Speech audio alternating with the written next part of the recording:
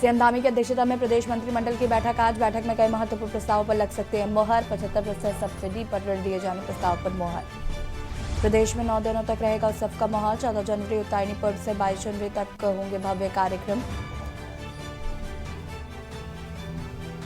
मेरा गांव मेरी सड़क योजना के तहत सुधरेगी गांवों की तस्वीर। 3 जिलों में बनेगी 24 नई सड़कें।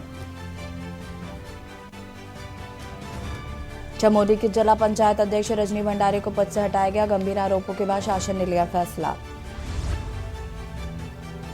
जिला वाहन हादसे में मरने वालों की संख्या हुई 5। लापता महिला अधिकारी का शव हुआ बरामद। उत्तराखंड में ठंड से ठिठुरने लगे लोग। लगातार गिर रहा तापमान। कोल्ड डे का अलर्ट। गिरते तापमान के बीच गर्म कपड़ों से लदे लोग। आप देख रहे हैं के न्यूज, खबरों का सारथी। नमस्कार, खबर उत्तराखंड में आप सभी का स्वागत है। मैं हूं आपके साथ यशु शुक्ला। रुक करेंगे खबरों का। जिला नहर पावर हाउस के नजदीक बीते 8 जनवरी को हुए वन विभाग के वाहन सड़क दुर्घटनाग्रस्त में नहर में गिरी महिला वनकर्मी का शव एसडीआरएफ की टीम ने शक्ति नहर से सर्च ऑपरेशन चलाकर बाहर निकाला है, जिसे पोस्टमार्टम के लिए ऋषिकेश एम्स लाया गया। महिला वन विभाग के चेला रेंज में वार्डन के पद पर तैनात थे। बीते 8 जनवरी को हुए वन विभाग के इलेक्ट्रिक वाहन के स्पीड ट्रायल के दौरान इलेक्ट्रिक वाहन में सवार थी। सड़क दुर्घटना में 4 विभाग के कर्मचारी की घटनास्थल पर ही मौत हो गई थी। वहीं 5 वनकर्मी घायल अवस्था में ऋषिकेश एम्स से उपचार के लिए लाया गया था।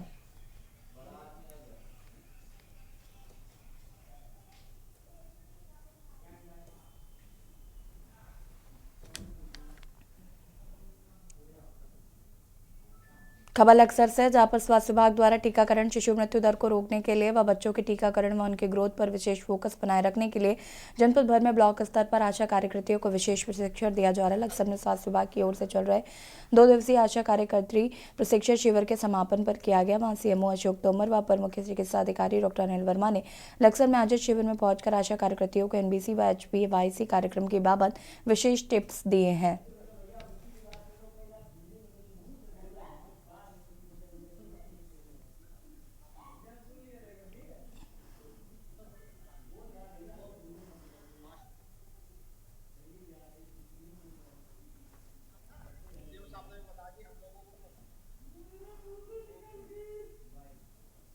टीकाकरण छूट रहा था बच्चों का, और कुपोषण की तरफ बच्चे जो है हमारे जा रहे थे। इस कारण जो है अब आशाएं दोबारा जो है 3 माह से ध्यान करेंगी और माता को लाभान्वित करेंगी, उनके घर जाके दौरा करेंगी और बच्चे की एक्टिविटी पूरी चेक करेंगी कि 3 माह पे हमें किस तरीके से बच्चे को चेक करना है और माँ को बताना है किस तरीके से आप स्तनपान जारी रखेंगे। और फिर 6 माह पे जाएगी तो ऊपरी आहार को भी हमारी आशा अपने सामने ही सुनिश्चित करती हैं कि आज से जब बच्चा हमारा 6 माह पूरा कर लिया तो उसे ऊपरी आहार देना शुरू करेंगे। ये हमारे पूरे जनपद में जो है ट्रेनिंग चल रही है HBNC और HBYC की। हमारी ये आशाओं की ट्रेनिंग है और यहाँ पूरे जनपद में 1730 आशाएं हैं। और यहाँ हम जो लक्सर में आए हैं तो यहाँ लक्सर और खानपुर ब्लॉक की लगभग 280 आशाओं की ये ट्रेनिंग चल रही है। ये HBNC की जो ट्रेनिंग है ये है गृह आधारित शिशुओं की देखभाल, और HBYC ये गृह आधारित बच्चों की देखभाल। HBNC गृह आधारित शिशुओं की देखभाल में क्या है कि तीसरे दिन से लेके, जैसे बच्चा पैदा होता है तो उसके तीसरे दिन से लेके तीसरा दिन, 7वां दिन, 14वां, 21वां, 28वां और 42वां दिन, तो इसमें ये विजिट जो है हमारी आशा बहन जी जो हैं वो घर में जाके विजिट करती हैं। और जो HBYC जो प्रोग्राम है, गृह आधारित बच्चों की देखभाल का जो प्रोग्राम है, इसमें ये जाके 3 महीने से लेके 15 महीने तक की जो है ये इसमें देखभाल का प्रोग्राम है। इसमें ये घर जाके उसके 3 महीने में 3 महीने पे 15 महीने तक जो है बच्चों के उनकी केयर करना, उन्हें जो है घर में उनके माँ को बताना कैसे बच्चों की केयर करनी है, कैसे उन्हें खाना खिलाना है ना, कैसे उनको इंजेक्शन जो भी इम्यूनाइजेशन का प्रोग्राम है, ये सारी चीज़ें जो है हमारी आशा बहन जी जो है घर वालों को बताती हैं। जयपुर राजस्थान में आयोजित 98वीं अखिल भारतीय पुलिस महानिरीक्षक सम्मेलन 2023 में प्रतिभाग कर लौटे उत्तराखंड के डीजीपी अभिनव कुमार ने पुलिस मुख्यालय देहरादून स्थित सभागार में वरिष्ठ पुलिस अधिकारियों के साथ एक बैठक ली। बैठक में पुलिस महानिदेशक ने राष्ट्रीय सुरक्षा के महत्वपूर्ण घटकों, नए आपराधिक कानूनों, आतंकवाद विरोधी रणनीतियां, साइबर क्राइम आदि के बारे में पीएम मोदी के विजन के संबंध में अधिकारियों को अवगत कराया और महानिरीक्षक सम्मेलन के विभिन्न बिंदुओं और सुझावों पर चर्चा की है। डीजीपी अभिनव कुमार ने नए आपराधिक कानूनों के सफल कार्यान्वयन के लिए पुलिसकर्मियों को प्रशिक्षण देने की तैयारी करने के लिए जनता को जागरूक करने हेतु निर्देशित किया।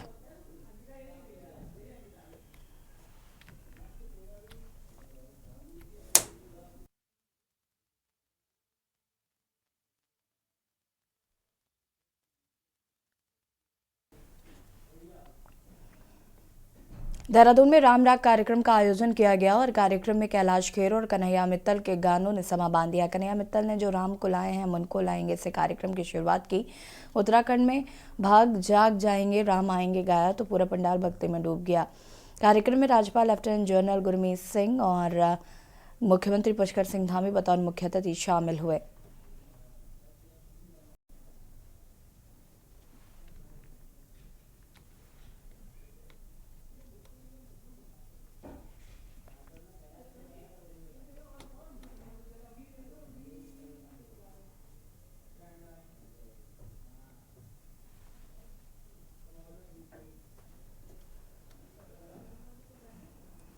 खबर देहरादून से, जहां पर सचिव स्वास्थ्य डॉक्टर आर राजेश कुमार ने जिला क्षय रोग कार्यालय पहुंचकर निक्षय मित्र के रूप में टीबी रोगियों को पोषाहार वितरित किया। उन्होंने पूर्व में 2 रोगियों को गोद लिया था जो कि अब पूरी तरह स्वस्थ हो चुके हैं। स्वास्थ्य सचिव ने आमजन से अपील की है कि वे अभी अधिक से अधिक संख्या में टीबी रोगियों की मदद से आगे आएं और उन्होंने पत्रकार वार्ता में बताया कि उत्तराखंड में टीबी मरीजों की मदद को 10,000 लोगों ने हाथ बढ़ाए हैं।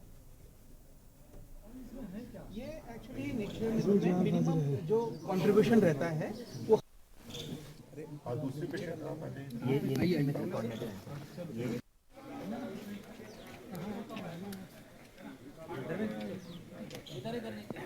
प्रधानमंत्री टीबी मुक्त अभियान के तहत जो निक्षय मित्र योजना की शुरुआत हुई है पूरे देश में 9 सितंबर 2022 से और उत्तराखंड राज्य में 17 सितंबर 2022 से इसकी शुरुआत हुई है।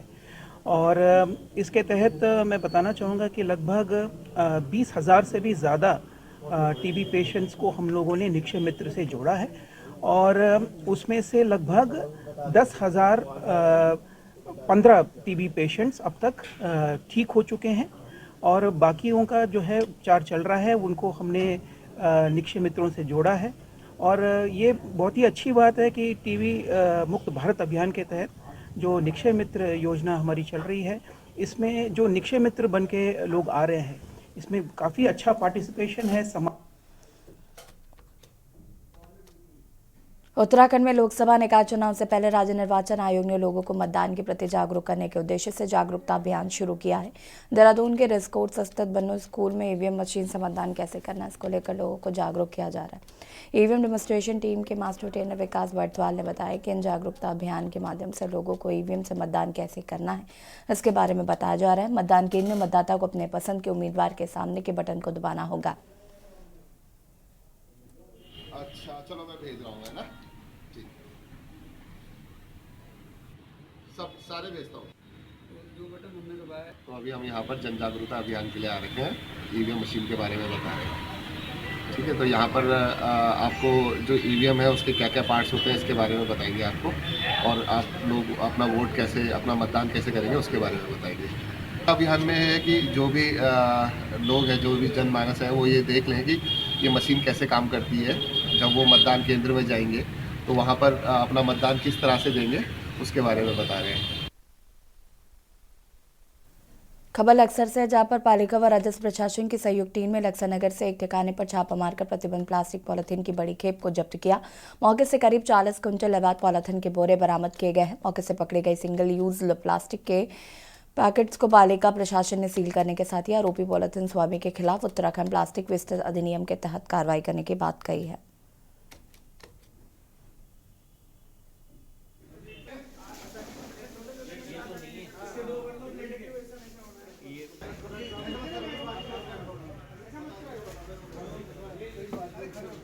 प्रबंधन में जो है सबसे बड़ा जो शत्रु है वो पॉलीथीन है, सिंगल यूज प्लास्टिक है, जो भारत सरकार के प्लास्टिक वेस्ट मैनेजमेंट और उत्तराखंड प्लास्टिक वेस्ट अधिनियम के अंतर्गत पूर्णतः प्रतिबंधित है।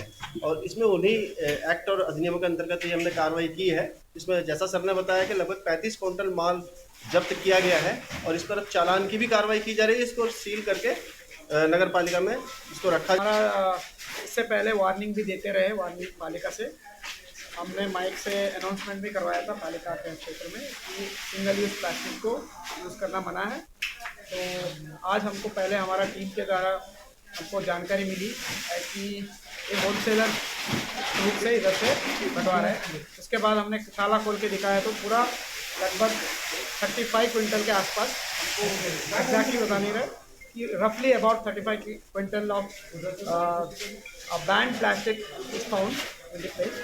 हम उसका अभी सीज करके इसका हिसाब करवाएंगे। लगातार क्योंकि नगर पालिका की तरफ से मैसेज आता रहा है, तो ऐसा तो है नहीं कि प्लास्टिक जो ये सिंगल यूज प्लास्टिक है या जो प्रतिबंधित प्लास्टिक है वो आज से बंद है, तो पहले से मैसेज जाता रहा है। माननीय उच्च न्यायालय का भी इसमें आदेश है। तो इसके संबंध में लगातार नगर पालिका की तरफ से भी अनाउंसमेंट किया जा रहा था, लोगों को सूचना दी जा रही थी, जागरूक किया जा रहा था कि जो सिंगल यूज प्लास्टिक है वो प्रतिबंधित है, उसको यूज।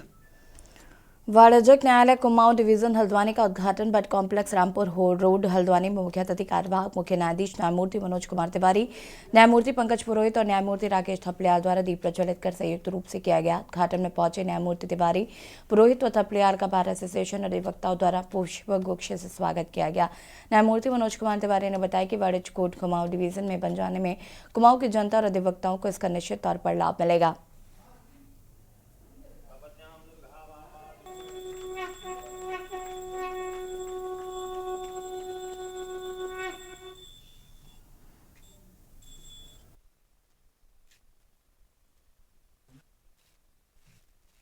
जितने भी कॉमर्शियल जो फाइनेंशियल डिस्प्यूट्स होते हैं उससे रिलेटेड सारे वाद जो है उत्तराखंड के देहरादून में करने पड़ते थे। तो उसको देखते हुए जो आज ये है इस कोर्ट का उद्घाटन हुआ, तो निश्चित रूप से जितने भी प्रकार के बिजनेस से रिलेटेड वाणिज्यिक जो विवाद होते हैं उनका निस्तारण अब कुमाऊं में मिलेगा और इसका लाभ संपूर्ण कुमाऊं के लोगों को प्राप्त होगा और इसके लिए आपको अब देहरादून नहीं जाना पड़ेगा। लोगों के लिए एक सुविधा होगी कि जिस कार्य के लिए उनको अभी देहरादून जाना पड़ रहा था कॉमर्शियल लिटिगेशन के लिए, तो अब वो यहाँ से हो जाएगा, तो कुमाऊं के अधिवक्ताओं को भी और वादकारियों के लिए भी उनको इसका फायदा पहुंचेगा।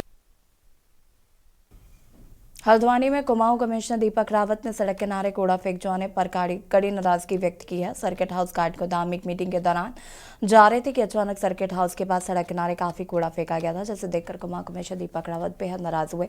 सर्किट हाउस के कर्मचारियों से लेकर काठ गोदाम थाना पुलिस पर उन्होंने कड़ी नाराजगी जाहिर की और फटकार भी लगाई। उन्होंने कहा कि सर्किट हाउस हमारा राज्य अतिथि गृह है, जहां से मुख्यमंत्री से लेकर तमाम VIP आते हैं, समय इसके आसपास का क्षेत्र साफ सुथरा होना चाहिए।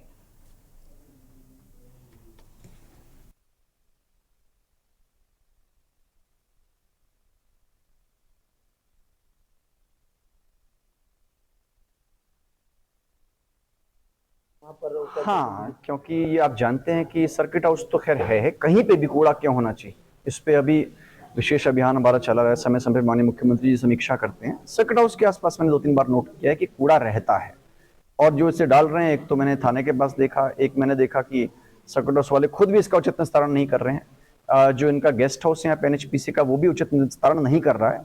तो आज तो खैर केवल चेतावनी दी गई है, लेकिन इसके बाद अगर कूड़ा यहाँ पे डाला जाएगा तो जो भी इनका संचालन कर रहे हैं, जो भी अधिकारीगण हैं, उन पे व्यक्तिगत रूप से हम शो कॉज देख के ये जुर्माना डालेंगे।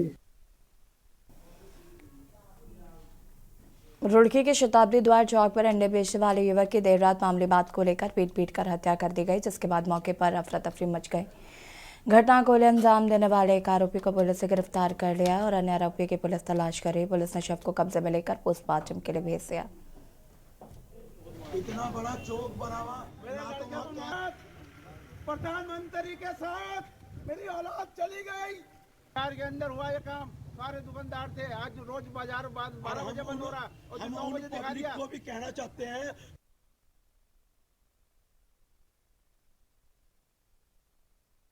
ये लड़के का मर्डर हुआ, सबको पता, बाजार को पता, सबको पता, बेअन्याय में मारा गया मेरा लड़का। मुझे इंसाफ चाहिए। मेरा लड़का IST पे अंडे बेचता है, 8 साल हो गए से 10 साल दुकान लगाते हुए, कोई किसी को मारा नहीं, किसी से झगड़ा नहीं करा उसने वहाँ पर। उसका रिकॉर्ड देखे हैं, पुलिस में देखे हैं रिकॉर्ड और IST में देखे हैं रिकॉर्ड। क्यों मारा उन्होंने? उसको सजा मिलनी चाहिए, फांसी होनी चाहिए। किसी बात पर आपसी विवाद में एक युवक की स्टील की बाल्टी से पीटकर हत्या किए जाने की बात हुई थी कल रात में। इस संबंध में मृतक आकाश उर्फ साधु के पिता स्वामीनाथन की ओर से तहरीर दी गई, जिस पर अंतर्गत धारा 302 IPC का अभियोग पंजीकृत किया गया और उस अभियोग में वांछित अभियुक्तों की गिरफ्तारी हेतु प्रयास किए गए, जिसके फलस्वरूप अभिषेक नामक अभियुक्त को गिरफ्तार किया गया है। अन्य अभियुक्तों के बारे में आवश्यक जानकारी एवं स्वराग्रह से पताराशी की जा रही है। भारतीय संस्कृति और परंपरा के वशीभूत होकर विदेशों में रहने वाले लोग भारी संख्या में भारतीय संस्कृति और परंपरा को अपना रहे हैं, क्योंकि इसके माध्यम से उन्हें शांति की प्राप्ति होती है। धर्मनगर हरिद्वार श्री दक्षिण काली मंदिर में धनंजनी अखाड़े के आचार्य महामंडलेश्वर कैलाशानंद गिरी से सनातन परंपरा की दीक्षा लेने महर्षि व्यासानंद महाराज के नेतृत्व में 90 महारिकों के लोग पहुंचे, जिनके द्वारा भारतीय संस्कृति और परंपरा को सीखा गया। 15 तारीख मकर संक्रांति के दिन आचार्य महामंडलेश्वर कैलाशानंद गिरी इन सभी विदेशी सनातन परंपरा की दीक्षा देंगे।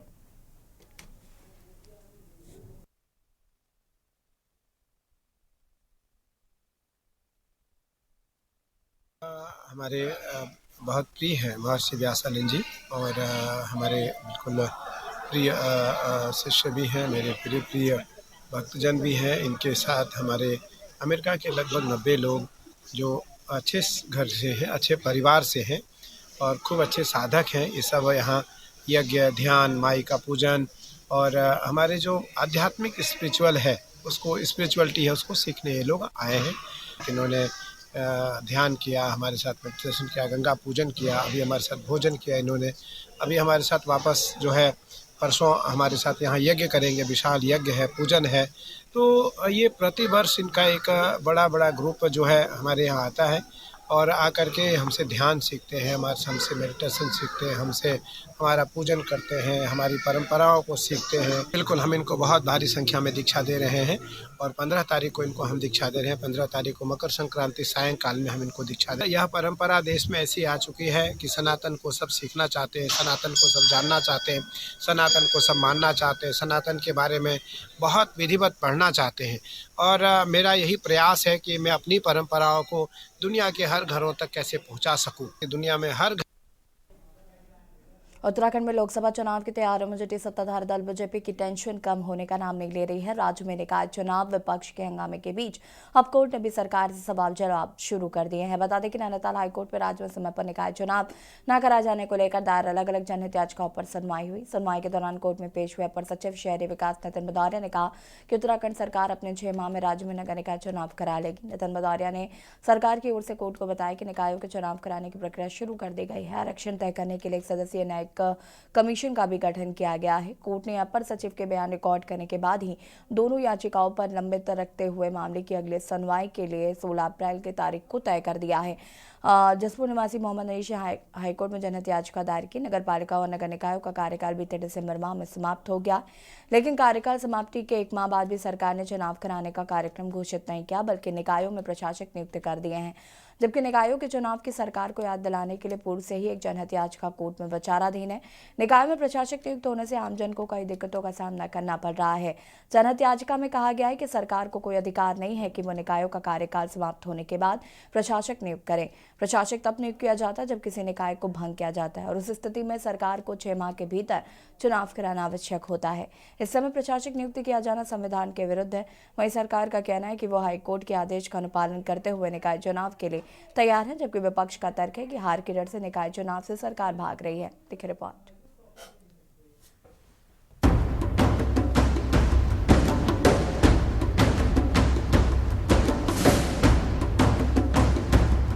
राज्य में निकाय चुनाव पर मची रार थम नहीं रही है।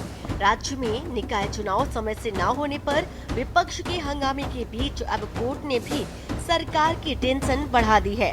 बता दें कि नैनीताल हाई कोर्ट में राज्य में समय पर निकाय चुनाव न कराए जाने को लेकर दायर अलग अलग जनहित याचिकाओं पर सुनवाई हुई। सुनवाई के दौरान कोर्ट में पेश हुए अपर सचिव शहरी विकास नितिन भदौरिया ने कहा है कि उत्तराखंड सरकार अगले 6 माह में राज्य में नगर निकाय चुनाव करा लेगी। नितिन भदौरिया ने सरकार की ओर से कोर्ट को बताया है कि निकायों के चुनाव कराने की प्रक्रिया शुरू कर दी गई है। आरक्षण तय करने के लिए एक सदस्यीय न्यायिक कमीशन का गठन भी किया है। कोर्ट ने अपर सचिव के बयान रिकॉर्ड करने के बाद दोनों याचिकाओं को लंबित रखते हुए मामले की अगली सुनवाई के लिए 16 अप्रैल की तारीख तय कर दी है। लेकिन निकाय चुनावों को लेकर के जिनका कार्यकाल 1 दिसंबर 2023 को समाप्त हो गया था और फिर 30 नवंबर 2023 के शासनादेश जो नोटिफिकेशन राज्य सरकार उत्तराखंड ने जारी किया था, उसके तहत अभी फिर प्रशासक बैठा दिए गए हैं। यहाँ पर 2 याचिकाएं दाखिल हुई हैं। आज माननीय उच्च न्यायालय नैनीताल में सुनवाई के दौरान सचिव शहरी विकास प्रस्तुत हुए थे और उनके इस आश्वासन के साथ कि 6 महीने के भीतर जो निकाय चुनाव हैं वो किसी भी हालत में करा लिए जाएंगे। आपको बता दें कि उत्तराखंड में 8 नगर निगमों समेत 97 नगर निकाय में कार्यकाल खत्म होने पर प्रशासक नियुक्त कर दिए गए हैं। इन निकायों के अंतिम चुनाव वर्ष 2018 में हुए थे और जिनका 5 वर्ष का कार्यकाल 1 दिसंबर 2023 को खत्म हो चुका है। बद्रीनाथ, केदारनाथ व गंगोत्री नगर बताया जा रहा है। नगर पंचायतों में चुनाव नहीं होते, जबकि 2 निकायों नगर निगम रुड़की और नगर पालिका परिषद बाजपुर के चुनाव बाद भी होने के कारण उनका कार्यकाल अगले साल खत्म होना है। वहीं जनहित याचिका में कहा गया है कि सरकार को कोई अधिकार नहीं है कि वह निकायों का कार्यकाल समाप्त होने के बाद प्रशासक नियुक्त करे। प्रशासक तब नियुक्त किया जाता है जब किसी निकाय को भंग किया जाता है। उस स्थिति में भी सरकार को 6 माह के भीतर चुनाव कराना आवश्यक होता है। इस समय प्रशासक नियुक्त किया जाना संविधान के विरुद्ध है। वहीं सरकार का कहना है कि वह हाई कोर्ट के आदेश का अनुपालन करते हुए निकाय चुनाव करने के लिए तैयार है, जबकि विपक्ष का तर्क है कि सरकार हार के डर से निकाय चुनाव से भाग रही है। देखिए, सरकार ने PIL में नगर निकाय के चुनाव को लेकर के हुई थी, उस पर सरकार ने एफिडेविट दिया, शपथ पत्र दिया कि हम 6 माह के अंदर चुनाव कराएंगे। हम पहले दिन से ही चुनाव हो ऐसी हमारी सरकार की मंशा थी। लेकिन जिस प्रकार से जो आरक्षण है, OBC का आरक्षण हो, SC का आरक्षण हो, ST का आरक्षण, महिला आरक्षण, इन सब चीज़ों में जो हमारी कमेटी थी वो प्रत्येक नगर निगम नगर पालिकाओं में गई हुई थी। उन्होंने वहाँ पर सबकी बातें सुनी है। जब नगर निकाय का कार्यकाल समाप्त हो जाता है तो संवैधानिक व्यवस्था है कि वहाँ पे चुनाव कराया जाता है, लेकिन भारतीय जनता पार्टी की सरकार ने गैर कानूनी तरीके से प्रशासक बैठा देगी। ये बिल्कुल भी लीगल नहीं है। अगर कार्यकाल समाप्त हो गया तो आपको चुनाव कराने पड़ेंगे। अगर कोई बोर्ड भंग हो जाता है उस स्थिति पे वहाँ पे प्रशासक बैठाया जाता है, लेकिन यहाँ पे ऐसी स्थिति बिल्कुल नहीं है। यहाँ तो कार्यकाल समाप्त हुआ है तो सरकार को यहाँ पे चुनाव कराना चाहिए था, लेकिन सरकार बहाने बनाकर कि हमने आरक्षण अभी तय नहीं किया, हमारी मतदाता सूची अभी तक नहीं बनी, ये सारे मुद्दे लेकर ये चुनाव को रोक दिया उन्होंने, क्योंकि इनको मालूम है कि ये बहुत बुरी तरह हार रहे हैं। अपनी हार को छिपाने के लिए, हार के डर से इन लोगों ने अपने यहाँ पे प्रशासक बैठा दिए। कुल मिलाकर लोकसभा चुनाव से पहले राज्य में निकाय चुनाव पर चल रही रार थम नहीं रही है। विपक्षी दलों के साथ ही कोर्ट ने भी अब सरकार से निकाय चुनाव में हो रही देरी पर जवाब मांगा है, जिसके बाद अब सरकार अगले 6 माह में निकाय चुनाव कराने की बात कह रही है और इसके साथ ही राज्य सरकार के निकायों में प्रशासक नियुक्त करने के फैसले को भी असंवैधानिक बताया गया है। ऐसे में विपक्ष की ओर से सवाल उठाया जाना लाजमी है और देखना होगा कि क्या सरकार अगले 6 महीने में निकाय चुनाव करा पाती है या नहीं। इसके साथ ही आखिर क्यों सरकार ने समय रहते निकाय चुनाव नहीं कराए हैं, ये भी एक बड़ा सवाल है। Special report Uttarakhand desk. और खबर उत्तराखंड में फिलहाल इतना ही। देखते रहिए न्यूज़ इंडिया। नमस्कार। आप देख रहे हैं के न्यूज़, खबरों का सारथी।